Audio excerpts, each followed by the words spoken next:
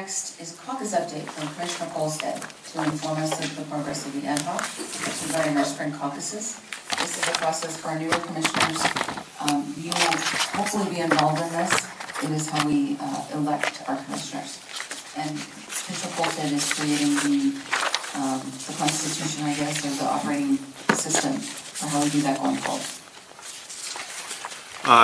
Thank you. There's a piece of paper coming right now, which is a sort of an update to what was distributed with the agenda packets that were already around. Second page is comment and a third page, but for now, just stick with this first one, which is an outline of the presentation here. And hopefully I kept one for myself. Yes, I did. At the top, you'll find a, I didn't keep a good one. Can I have one of those, David? Thank you. You'll find a calendar, a schedule as best as we can put it up right now. This is done, it's this one with the little yellow box on the right-hand side. And what we're looking at is the schedule on the left-hand side there. So as of now, we've had suggested dates brought up by 4 of the 5 districts that are going to need this. We're still waiting on District 9. May 1st. May 1st, okay. We just talked about it today. Oh, we're moving along fast, thank you. We do have to clear these with the city clerk's office and make sure that they have enough time to process all the information. Gary, is yours May 19th or May 12th? I've seen both. It's the Saturday. It's whatever that second Saturday is. Was that the 12th or the 19th? It would seem then the 12th would be... Give me a heads up that you're going to put me on the spot here. Second one is the 12th. The 12th. Yes. Okay. That's perfect. Okay, so we'll update that thing, but if it means we might have 2 back-to-back meetings, so May 11th and May 12th. So 2 caucuses, that's going to be a little thing. So if you look in the box on the right side, we need to get all these dates confirmed and solidified. I think we're probably going to be able to do it, but we'll just have to see. This schedule is really, really compressed. Instead of doing one every 2 weeks like we anticipated, we're going to cram all 5 of them into about 4 or 5 weeks. It's going to be hell, to be honest with you.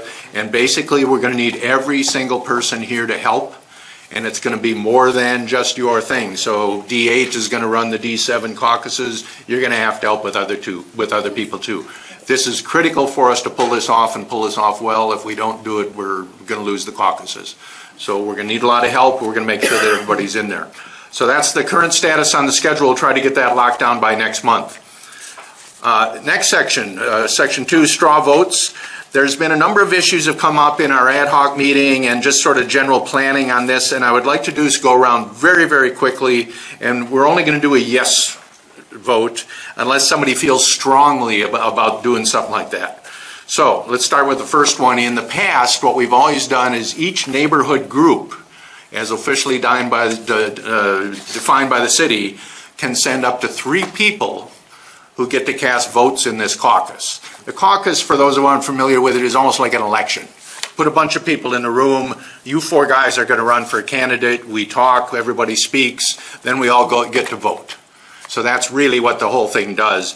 Basically, we've said, okay, your neighborhood can send 3 people to vote for whoever they want on these 4 things.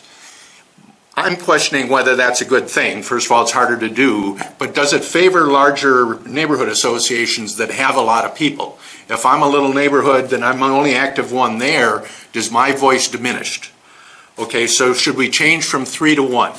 Just give me a quick, anybody, just, you don't have to be right. You can raise it. Do you want me to count? If you would, that'd be great, yeah. So just instinct, and you're not held to this. Does it make sense to you? Yeah. So the question is, should we change to 1? Yes? From 3 to 1, yes. Yes. Is there a question? Since I'm new, it's best to abstain. Yeah, it's just your opinion. This doesn't mean anything. We're going to vote on all this stuff again, but I just want to get a sense of this as we go through the ad hoc meetings. You can do it. So it's generally a yes. Why, Okay. why 1, not 2? It's simpler. It's simpler. You got a neighborhood association. Who's your representative? Send them in. If you got 30 people in a neighborhood association, figure out who is the best representative for you. But should your voice count more because you're larger than a small one? And I don't have a firm answer on that, but I'm just kind of seeing where they go. All this stuff will come back to us. In the past, in almost all of them that I've been to, Ken Pogorsic, who's the Executive Director of United Neighborhoods of Santa Clara County, has been the moderator for the caucuses. He's really good at it. He's smooth. Ken could talk to anybody. He can't do it. He can't do it this year. He's got too many other commitments, and so he can't do it. So we have two questions here for moderators. Right now, the D7 caucus is going to be run by the D8 commissioners. Should they also be the moderator of those? Could we double duty that? And does it make sense that we could actually, as we're organizing and putting the caucus together, then we've got the knowledge in-house already to do it? So do we go what I call the N+1 commissioners or that, or alternatively, do you have anybody else you could think could moderate these? So question, should we moderate our own using the same N+1 system that we've got? And for you guys, I realize that's a little bit foolish, but right there, this year there'll be 5 caucuses. It'll be in the odd numbered districts. So in district number 1, the people who will actually operate that, who will run it, who will manage the meeting, will be the district 2 people. District 4 will manage 3, district 6 will manage 5. So as part of their management, can they also moderate the thing? So just generally yes or no? In general, yes or no. Less strong than the other thing, but more or less a yes. Okay, thank you. Any questions on this? Just jump in, by the way. Sure. So is Ken totally, could he do one as a, like, the first one, just so that somebody can observe him and see what needs to be done? Because he's been the, he's been the glue on this thing over the years, and if he could do the first one, we can ask. Kind of watch him. We can ask. I might have a video of one of these, so we can dig it out. So. Well, just so that Maybe. We'll ask. The guy is, he's good at that. Yeah. Okay, next question. When we got the caucuses approved again, the Rules and Open Government Committee basically strongly said involve UNSCC. I've never been sure why that is, and I'm hoping that Sabrina here can do a little digging on that. Is there something else we can do? Without Ken acting as the moderator, I don't see that UNSCC really provides us any support. It's a countywide thing. It's not a city thing. Does somebody want to take this on? Does somebody want to look at what we can do in terms of involving? I think what they're looking for here is a better organized and operated group than what they think we are, is my take on that. Is there somebody else that gives us the credentials and the credibility with them that to make it go? Does anybody have an idea what that is, or does anybody want to take this on as a little project? I didn't think so. Okay, well, that's a no. Our answer is we're moderating ourselves and we're leading ourselves, and we don't need no stinking no. Well, I agree with that, but rules didn't necessarily say that. We'll deal with that then, okay. In the past, the second page that just went around was a little booklet. And if you fold it in half properly and everything like that, add each of the caucuses as one of these booklets, list the candidates, list the rules. It's kind of nice. Does anybody feel that this is necessary to the actual operation of the caucus? Is that yes, it is necessary? I don't think it's necessary. I would vote to keep it. Okay. I'm producing one and I would do it. Okay, let me get to the question first, okay? Sorry, go ahead. Sorry, there. Because it is extra work. But do we want to keep them? That'll be the question then. Is it a good idea to keep this kind of thing on there then? Go ahead, Jerry. So when I was voted into District 9, I showed up, and this was the first time I had actually ever saw what the format was going to be that I was going to be doing. Yeah. And I'm not saying that we're not going to get that information out ahead of time, but having a format that everybody's following that's really clean and in writing is actually a good idea. And the second part of your question is, do I need to have the candidates listed on there? No, I don't. So therefore, then this can be one used by all of us. That's a real good idea. Yeah, because we will have a list of the candidates anyway, so you can vote. Okay, so that's a yes. In the past, we've banned the council office from being there because we don't want them influencing, doing anything there. However, in the past, we've also had a staffer there who supposedly knew what all of the neighborhood associations were, and if somebody came off the street and said, my name's Mimi Hernandez, I'm here to vote, they said, wow, where are you from? That is or is not a neighborhood association. We don't have that information anymore. That information is gone. Do we bring the council offices in as the arbiters of that and as just general observers, or is there just presence a little too scary for us to want to deal with? So the question is basically, do we need somebody to approve strangers walking in off the street to see that they are legitimate vote people? Because we just don't know who some of these people are, okay? Or do they put a kind of a shadow over the integrity of the operation and therefore influence things in a way that we don't want to see? Go ahead. Yeah, jump in. So I feel that what happens with the council officers, we want to be partners with them, so actually excluding them from them, I don't think is in our best interest. I kind of think we want to be partners with them, and we're going to be working with them, so I don't know how the question's going to go, I'll either vote no or yes. Yeah, I would agree with that, but I think the staffers aren't going to know who these people are either, so I don't know if you're going to be further ahead, you know. Well, if you'll remember, 2 years ago in District 6, after the thing was over there, we had somebody try to disable the will of the people, if you want to say.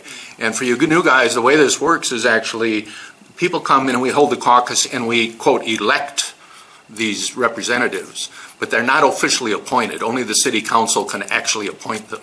So those recommendations go forth up to the council, and the council either buys our recommendations or the recommendations of these caucus processes or not.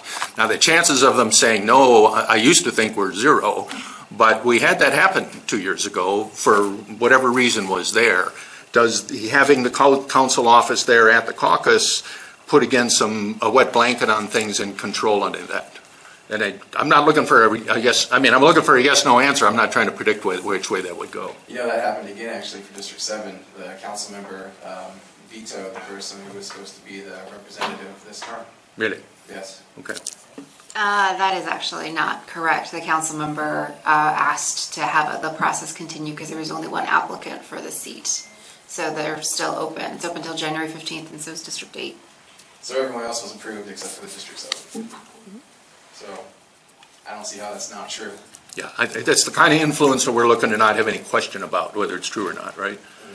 So I'm getting from what the questions are here is it's okay to invite the council office in, so it's yes on this one also? Yeah. Okay. Final one, and this we've never really resolved this. In the election, there's a number of people in the room. You know, in most elections, the majority wins. And a majority is technically defined as 50% of the people plus one. Okay, so it can't be a tie vote. Or do we go to what they call a plurality? In other words, just the most votes. Okay, so if there's 20 people in the room, 8 people vote for one candidate, and the other 12 votes are distributed among the others. Does that one candidate win because he's got the most votes? Yes. Or do we do additional rounds of voting, which is the old style of doing it, until we get to 11 votes for one of the people? What's anybody's take on that? I realize we're in the weeds on this, but it's weird. The first choice, just the most votes. So plurality? That's plurality. Yes. Okay, thank you. That's the last one of those things. I'm going to skip down to section 4 and just, it was attached to the agenda, whatever got sent around before. There's a note that Ed Rass brought in last month from the founding chair of this commission, Beth Schaffner-Mukai, that talks about the creation of the commission, the goals, what the intent was. I was looking for that all the time last year, could never lay my hands on it. It's an absolutely fascinating document. It isn't all 100% true, but I've always thought if you look at what people were trying to do when they were, birthing the United States or birthing kids or anything, what you're trying to pull off, it's really valuable information. So let me suggest that everybody dig into that and see what's on there. And then the last piece I want to get into is another sheet. Oh, here it is, sorry. This is a job description. And I've kind of jumped out on things here a little bit far because I want to push us and everything. But what is the job of a neighborhood commissioner? What do we want when we bring new people into this room? What are we looking for them to do? Personally, I would like to have them have been to a meeting and have some sense of what the hell's going on. I think that that's an important piece. Some sort of study of the past operations, what the ad hoc committees do, how we operate. So I think it's up to us to give some sort of, first of all, a philosophy of how we want to do things now in our sort of new way. In addition to the official city rules. So you'll see this is broken up into 2 parts, and basically the official city stuff is there's 2 commissioners in a district, they're 4-year terms, you can do 2 terms total. We have 10 meetings a year, you can miss 2. without a good excuse. If you miss a third, you're officially out. Now on the website, it tells you expect from 5 to 15 hours of work, commission business per month. That's an upgrade. I noticed that's changed recently. That's an upgrade. It used to be 5 to 8. I think the 15 is more what we're looking for. That's my own personal bias. And then the last requirement by the city is that you have to live in the district you wish you represent. And that's, pretty much a no-brainer. But also, last December, we were assigned this role of, what Gary was talking about earlier, the Independent Citizens Oversight Committee on the local sales tax, that 0.25% that we did. So there's another whole real responsibility that we really haven't been given yet, or explained to us what that is, but it requires a different skill set than before and maybe different interests. So I think when we talk to people, when we're recruiting, we want to get into this and we want to talk to people about this half of the responsibility. So we have kind of the neighborhood safety, transportation code enforcement, our general stuff, but also we got this ICOC thing now, which is a really critical part for us, and I think we need to recruit some smart people that can help us out on that, okay? The vision has always been, I'm not going to go through to this except for the highlighted yellow parts. We're supposed to integrate the voices, and I think it was John last year coined the term the voice of the community. I drew another little one of these charts that shows we listen and we hear and respond what the city says and everything. Any help on this or revisions of this, absolutely happy to have it and everything. A key thing that we have to communicate to people is, although we represent our individual districts, when we bring information forward, we don't make decisions based just on that. So what might be on downtown, what might be most good for me downtown, might not be good for the other 9 districts around town. And when it's time for me to vote, I can't be selfish. I can voice my opinions, I can give my arguments why I think it would be good for D3, but in the end, I got to vote for what the whole city is made. So I think we have to, again, communicate that with people as they sign up. Second page. I try to put a little bit about process because I think one of the hardest parts that we've had in here is that we've really not known how we operated. It really wasn't until 2 years ago we learned about work plans, and we've been in business for 10 years now or something like that. So there's a little bit in here about work plans. There's a little bit in here about ad hoc subcommittees and champions, which are opportunities, we'll call them, outside of the meetings to do additional work. So example, the group that's putting together the caucus process is an ad hoc group. There are 4 or 5 of us on that. We meet outside of here, so that 5 to 15 additional hours of work is partly on this. I personally think that as we bring new people on, we ought to require that. So in the past, I've always said, if you don't have time for an ad hoc, we can't force you, because that was never part of the rules when we sat you. I think what we ought to do now is say to people, listen, this is the way that we operate. It takes more than just come and sit in a meeting for 2 hours. There's other work to do. Can you commit to an ad hoc, or are you willing to commit to champion some other thing? And I really personally think that ought to be a requirement, and it's something that we need to discover amongst ourselves or discuss amongst ourselves to see if we really all agree with that. And then we ought to put a little blurb in here about Brown Act, and we'll just defer to the city attorney on that. And the last little bit I've got on here, I took apart Beth's memo and got the original goals and some of the, boilerplate that they had in here, and I thought it would be real helpful to just sort of have that listed as kind of a guide on how we want to go. So, next month we're going to go through a lot of this very same stuff with the idea that we're going to lock all these decisions in place. So please disappear for a month, and when we come back, and if you want to talk a little bit, we have to control the number of people that is, but I'd be happy to have discussions with you, and I'll let you know if you've reached the Brown Act limit. That's it for me. Any questions? Great, thank you. Thank you. I want to check in on time. So ICOC meets at 8:15 today in this room, yes? Okay. Here? Yes. Okay, Yeah. so I'm guessing those folks need about 10 minutes to use the restroom and take a little break? At least 5. At least. Okay, well, don't give me more. Come on, I gave you 10. Okay, let's shoot for 8:05. So our great folks are going to stay here till 9 or 10 tonight. A couple more items.